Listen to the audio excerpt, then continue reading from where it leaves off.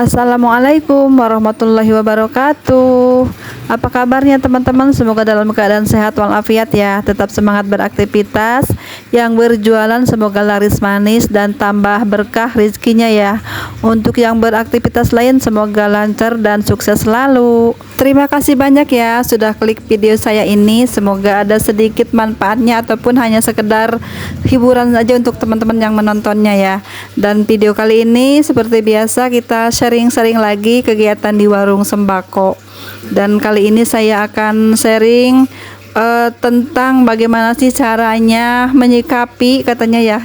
Ada teman menanyakan seperti itu, bagaimana sih caranya menyikapi saat warung kita itu sepi pembeli gitu, bagaimana menyikapinya dengan harga-harga barang yang semakin tinggi, semakin naik gitu ya. Bagaimana caranya supaya warung sembako itu tetap bertahan, tetap eksis, tetap beraktivitas seperti biasa ya teman-teman. Dan namanya di warung itu memang seperti itu ya. Kenaikan harga itu sangat biasa ya, naik turun harga itu sangat biasa. Namun bagi pemula mungkin itu agak sedikit bingung juga ya. Tiba-tiba kemarin kita beli beras misalnya harga segini, sekarang minggu ini lebih mahal lagi seperti itu. Dan harga telur pun tiap hari pasti ada kenaikan harga ataupun penurunan harga. Mungkin bagi yang awal-awal buka warung sembako itu pasti akan sedikit kaget ya dengan harga-harga yang memang tidak stabil ya teman-teman. Apalagi saat ini harga beras sangat melambung tinggi ya. Di setiap daerah di mana-mana pasti harga beras itu lagi tinggi ya, lagi di atas teman-teman ya. Dan untuk harga telur hari ini lumayan turun teman-teman di wilayah saya di sini di daerah Bekasi. Untuk hari ini kita mendapatkan harga telur per ikatnya itu yang isi 15 kiloan 365.000 untuk per 15 kilo gitu ya. Untuk hari kemarin kita mendapatkan di harga 375.000 ya. Jadi setiap hari itu pasti ganti-ganti harganya ya. Kemarin kita dapat lebih mahal, sekarang kita dapat harga lumayan turun 10.000 ya. Bagaimana cara kita menjualnya seperti itu ya.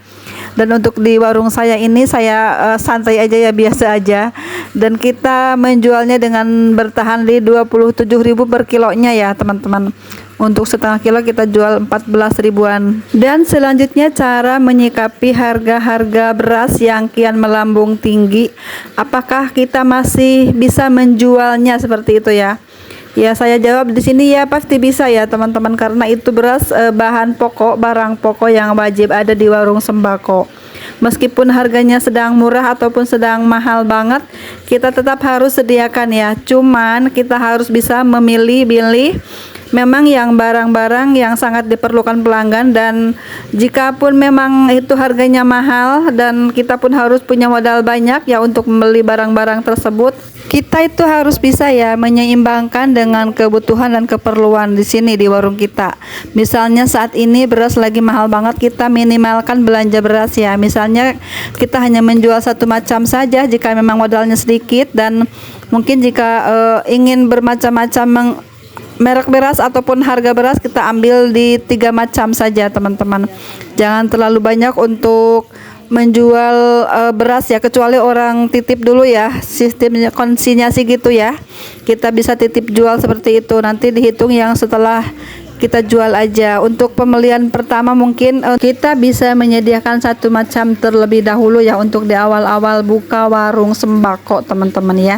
Takutnya itu nanti sedang mahal-mahalnya seperti ini tidak cepat perputarannya, jadi menghambat kepada modal kita ya. Apalagi yang jika memang modalnya sedikit, modalnya minim gitu ya, usahakan jangan terlalu banyak menyetok beras ya teman-teman, kecuali ada orang titip dulu, setelah laku baru kita bisa bayar ya. Itu tidak apa-apa menyetok agak banyak juga teman-teman. Untuk saya di sini di wilayah saya ini sekarang tuh tidak ada yang sistem seperti itu ya beras ya. Untuk barang-barang lain sih mungkin oke ya, masih bisa seperti air minum ya, air minum kita sih kebanyakan merek apa namanya yang biasa-biasa ya, yang bukan merek terkenal itu sistemnya titip ya teman-teman, seperti itu.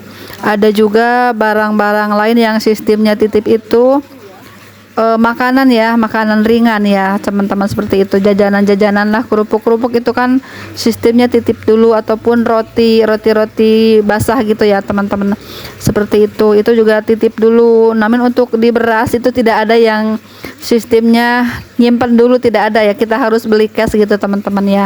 Nah, ini menurut saya cara menyikapi harga-harga sembako yang mungkin sedikit naik ya, terutama harga beras. Menurut saya, kenapa harus bingung ya, seandainya kita berniat berjualan pasti menjual barang-barang tersebut. Dan memang barang sembako ini barang kebutuhan pokok sehari-hari ya, namun diantaranya ada yang lagi mahal banget harganya ya, seperti beras itu tadi teman-teman.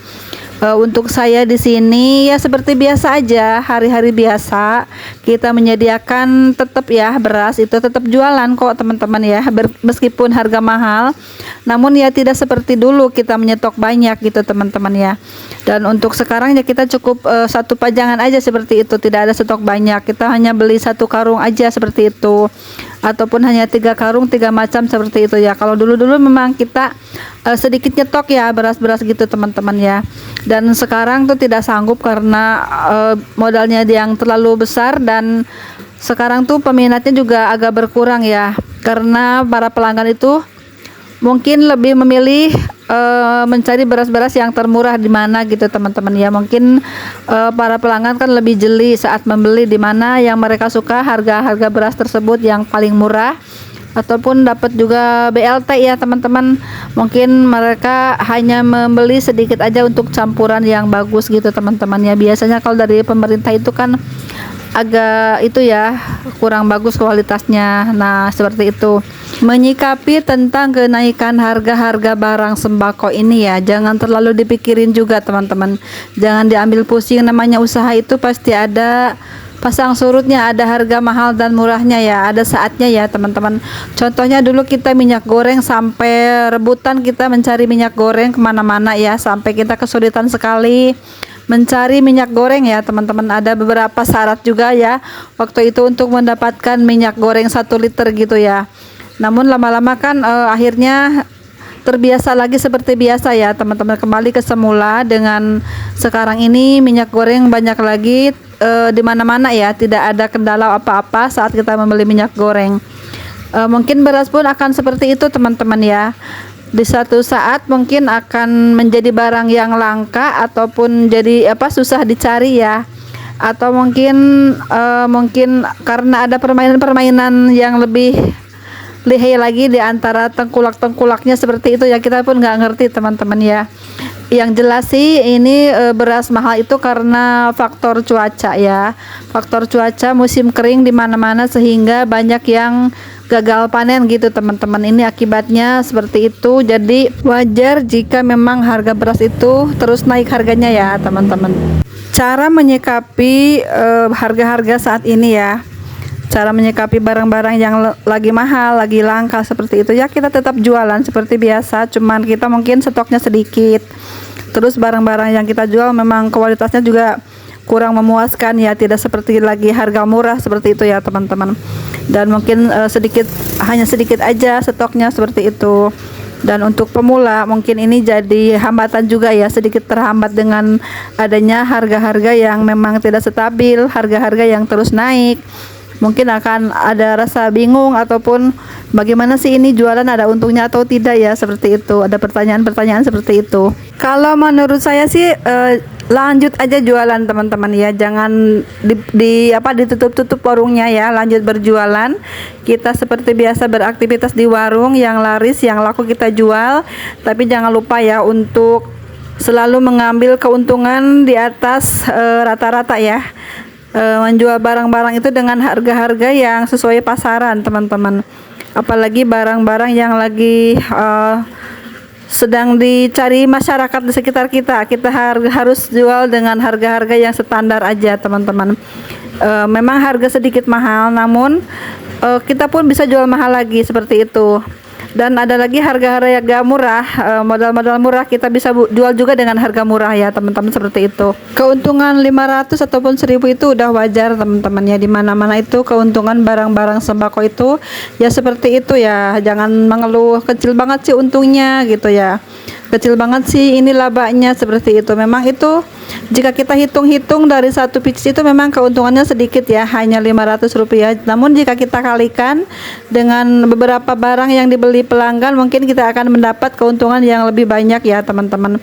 Karena kan yang belanja itu bukan hanya beli satu macam saja, tapi mereka tuh berbelanja ke warung kita itu membeli 3 atau 4 macam ya teman-teman, seperti itu. Kadang-kadang nanti juga merembet lagi ke barang-barang lainnya gitu ya, ataupun mereka infokan lagi kepada tetangga-tetangga dekatnya harga di sana tuh lebih murah atau apa gitu ya. Bisa jadi juga promosi untuk warung kita dari para pelanggan juga teman-teman. Seperti itu ya teman-teman, cara saya menyikapi perkembangan zaman ya di usaha sekarang ini. Usaha sembako banyak kenaikan harga ya, banyak juga yang turun harganya seperti telur ya. Itu kita biasa aja, santai saja menyikapinya. Yang penting ada uang kita belanja gitu ya teman-teman. Dan nanti pun barangnya pun berputar juga ya, cepat lakunya seperti itu ya, karena ini barang-barang yang memang pokok yang dibutuhkan sehari-hari gitu teman-teman. Nggak usah khawatir, semuanya pasti laku, agar kita bisa menjualnya dengan harga-harga terbaik ya. Jangan terlalu besar mengambil keuntungan, seperti itu ya teman-teman, pasti cepat perputarannya. Sekian dulu video saya kali ini ya teman-teman. Mohon maaf jika ada kata-kata yang kurang berkenan ataupun salah, mohon dimaafkan ya. Jika ingin ada yang ditanyakan boleh ditulis di kolom komentar. Terima kasih semuanya sudah menonton. Sampai jumpa di video selanjutnya. Assalamualaikum warahmatullahi wabarakatuh.